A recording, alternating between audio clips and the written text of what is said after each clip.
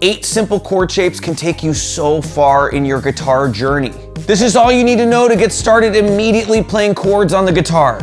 Hey, I'm Spencer. I've been a professional guitarist for the last 15 years. Today we're gonna learn about campfire chords. That's your basic open chords. Typically, the first chords that you learn on the guitar. Honestly, with these chords and a capo, you can play most songs on earth. In this video, we're gonna learn what are campfire chords, how do we play them, why are they useful, and then you're gonna be sent on your merry way to go find the nearest campfire. And if you're a Patreon member, I'm gonna teach you how to use a capo to move these chords to different keys to immediately play tons of songs right away. Cool, let's get started. First off, what are campfire chords? Are you only allowed to play them in national parks? Do they need to be sealed in the trash cans that bears can't get into? They're just your basic open chords, but people call them campfire chords because, well, you play them on an acoustic guitar around a campfire. If you hear anyone say your open chords, your basic chords, your first position chords, all of those are interchangeable. They mean the same thing as your campfire chords. We're talking your G's, your D's, your C's, your E's, your A minors, your E minors, your D minors.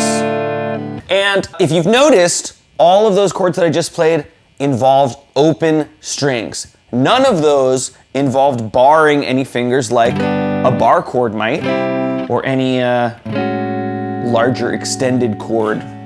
A big part of why these matter is the sound of an open chord is a huge part of the guitar. You know, you don't get that sound anywhere else. You know, there's something about 6 strings vibrating and resonating in that arrangement, right? Or this arrangement. Because we've heard it so many times since the beginning of recorded music, we're just used to it, right? It's a big part of guitar's history. So, you know, even though you may be able to play things more interesting, sometimes the flavor that you're looking for is just a regular basic chord, and that's cool. And some singer-songwriters use these regular open chords their entire career, and that's what they want, you know, and they're focusing on other things like the melody or the lyrics or other things in the arrangement, and the guitar is just playing basic chords. Sometimes you don't have to go beyond these things, and you're using a capo to move around to different keys. All right, so let's start playing them. The first campfire chord that we're gonna learn is E minor. We're gonna take our first finger and put it on the 2nd fret of the A string. So that's right here. Here's A, open, 1, 2. We're gonna take our middle finger and put it on the 2nd fret of the D string. That's right here. So remember, we're putting on the tips of our fingers, curve forward. We don't wanna block any strings below our D string, and then we just strum everything. Sounds just like that. Try that a couple times, and listen for this sound. If you hear anything like that, that means that you're curved too far backwards or your wrist is too high, right? Because I'm blocking these strings with the back of these fingers. So everything needs to ring out, and if we hear this, that means we're not pushing down hard enough, or we're pushing down, but the pressure from our fingers is not right above the string. Sometimes I'll have students that are like, I'm pushing really hard, my guitar's gonna break, my finger's gonna go straight through the guitar. And it's like, if that is true, we gotta get you in one of those arm wrestling competitions where the guy's arm flies straight out of their socket. That would be very impressive to watch. In any case, so like this, right? That's an E minor. Now, to make a chord major, and you can also play the E minor like this, where we use our middle finger taking the place of the first finger, and our ring finger taking the place of the middle finger. So see how we're covering the same frets, just different fingers. And now, we're gonna put our first finger on the 1st fret of the G string. Whoa. Now we've got E major. So again, if we hear that, that means our first finger is back, right? You can see it in there. I'm blocking those strings. So we want to do this, okay? Next on our chord journey, we're going to take this entire shape right here and just move it down 1 string. And we've got A minor. Now listen to this. hearing that big E string. Now, the E note is a part of our A minor chord. We hear it here, and we hear it here, but we don't always want that to be the lowest note of our chord. So, here's a new thing that we're gonna do if we're brand new to chords. We're gonna take our thumb over the top of the neck, and we're just gonna lightly touch this low E string, and see how that mutes it, like this? So now it's a good thing to be muting a string with our finger and not letting it ring out. So now check out the difference.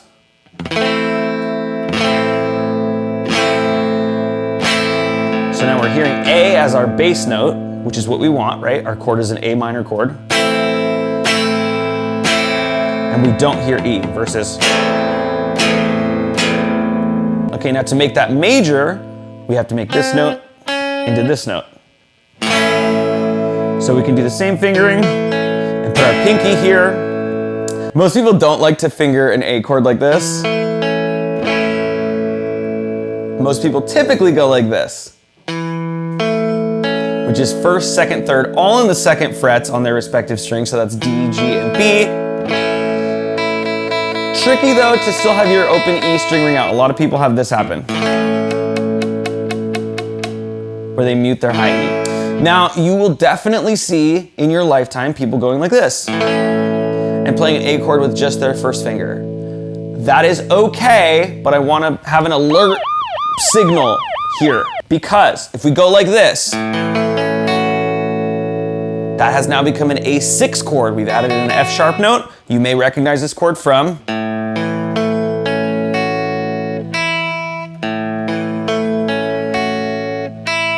a major 6 chord is not a major chord. It has a 6th in it. A regular major triad does not have a 6th in it. So if you're gonna play like this, you have to mute the E string. We can't hear that. That's a different chord. That's the Strokes' whole catalog, or it's the Bohemian Rhapsody riff I just played. We're gonna move to a D chord. So we're putting our first finger on the 2nd fret of G, our ring finger on the 3rd fret of B, and our middle finger on the 2nd fret of high E. Okay, so D is our root, so we kind of want to emphasize that, and thumb blocking the low E. We probably can't, it's a little tough to get over this A, but if you can, that's cool. You'll just hear this D. So that's great. If you do hear the A in there, it adds some thickness. That one I think is not as egregious as the low E, so use that to taste. That is A-okay. Going to D minor, we switch our first and second fingers. Our first finger is going to go down to the 1st fret on high E, and our middle finger is going to go up to the 2nd fret on G. So that's D minor, D major, D minor. Then we've got our C major chord. Looks like this. 3rd fret on A, 2nd fret on D, so that's with our 3rd finger. 2nd finger goes to 2nd fret on D, 1st finger goes to 1st fret on B. So we skip the G string, that's open, and our E string is open. So we really need to curve our fingers forward and play right on the tips of our fingers so we don't block any strings. We don't want this. We want this. Okay, now here is another kind of new move as far as this lesson goes. We could use our thumb to mute the E string, we can also use the top of our 3rd finger. So rather than playing right on the tip of our finger, we can kind of slide up just a little bit. We're still putting enough pressure to make this sound out, but now the top of my ring finger is touching the E string. So you're not hearing it. So ideally, you want to be able to mute in both ways.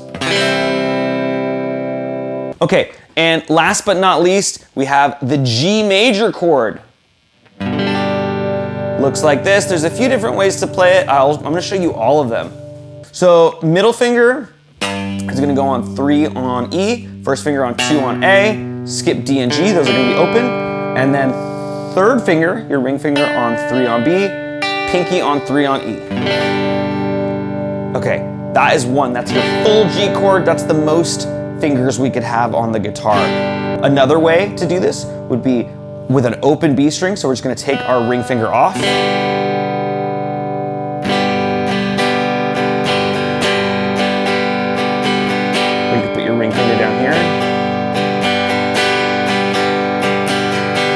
Or if you're a full-on psychopath, you could do this. Ring finger, middle finger, pinky. Now this will come into play later when you're doing like G-shaped bar chords. So that is a viable way to play bar chords, right? But typically you'll see people playing G chords like this, or like this. Those are your basic chords. You're a genius now. Okay, now that you have these chords in your fingers, we're gonna play some chord progressions. We've got E minor, we've got a C, give me a G, give me a D. Okay, so when we're doing these, we want clean switching and we want to leave our common tones down when we can. So common tone reminder is that's a note that's shared between chords. So we're going from E minor to C. Do we have any notes that stay the same? Well, yes, we do. We have this second fret on the D string. That's an E note. Then from C to G, we have no frets that stay the same. So for this, we'll have to take our whole hand off, right? And then G to D. Do we have any common tones there? So let's try that together. E minor to C, and then G to D has one common tone, so you get to leave one finger down. And think of that as like an anchor with which to move your other fingers around. And that's just gonna make your chord switches faster because eventually you're moving all your fingers at once, right? You don't wanna like hunt and peck these chord switches. They will eventually be smooth, but if this is brand new to you, you know, it's gonna take a little bit of time. So don't be disheartened if you find yourself doing this.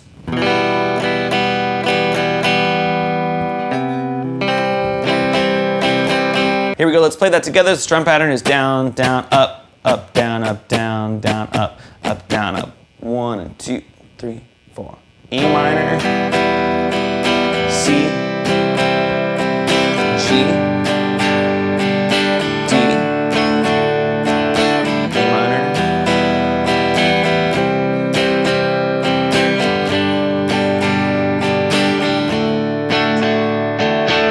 okay, cool. Now let's hit on some of the minor chords that we learned. We're gonna be using our A minor and our D minor and our E chords, and we're gonna switch on an upstroke. This is a little tricky. So it's gonna go like this. A minor, D minor, E, A minor. So it's switching on 1 and 2 and 3 and 4 and 1 and 2 and 3 and 4 and 1, 2. So every time you're playing, whatever exercise you're doing is always an opportunity to get better and practice something new, even if it's basic exercise. We're taking this opportunity. If this is too hard, just keep it normal, 4/4, and come in on 1, which would sound like this. 1 and 2 and 3 and 4 and 1 and 2 and 3 and 4 and strumming basic eighth notes. But if you're able to, I'd love for you to try pushing back to A minor. Okay, 4 times. 1, 2, ready, go.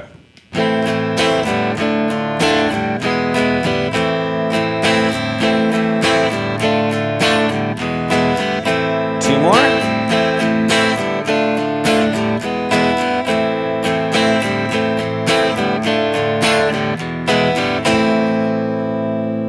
Okay, that's it for YouTube. Patreon people, keep watching. We're gonna find out how we can use a capo to take just these 8 shapes and play a ton more songs just using these exact chord shapes. So this is super important foundational knowledge. These campfire chords will not go away. You're definitely gonna use them for the rest of your life, regardless of what kind of music you're playing, no matter what. So learn them, live them, love them, and then learn them. Let me know if this helped you. Let me know what else you're working on. Let me know any videos that you'd like me to make. If anything is tripping you up on the guitar and you'd like an explanation, I'm here to help. If you're really interested in getting serious about the guitar, join us over on Patreon. We're doing all that good stuff over there. All right, see ya.